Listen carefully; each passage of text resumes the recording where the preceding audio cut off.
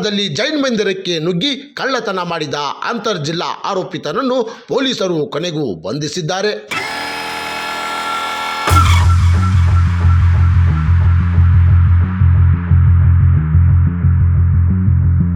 Line ಬಜಾರದಲ್ಲಿರುವ Shri ಶೀತಲನಾಥ Jain ಮಂದಿರದಲ್ಲಿ ಜನವರಿ 19 ರಾತ್ರಿ ಕಳ್ಳರು ಬಾಗಿಲಿನ ಕೀಲಿ ಕೊಂಡಿ ಮುರಿದು ಒಳ ನುಗ್ಗಿದ್ದರು.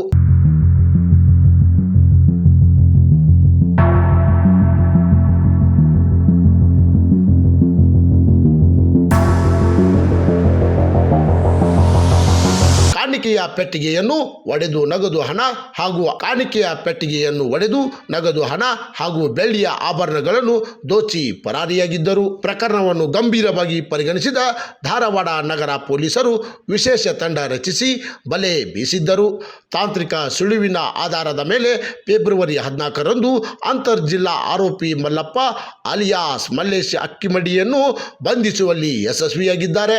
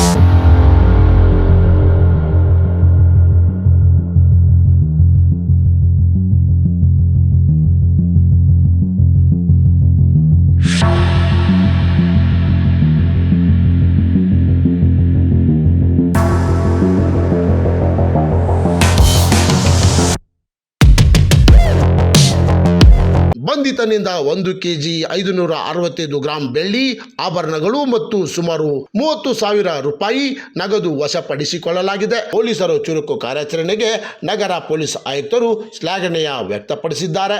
ಕ್ರಾಂತಿ ಸಮಾಚಾರ ಟಿವಿ ಧಾರವಾಡ.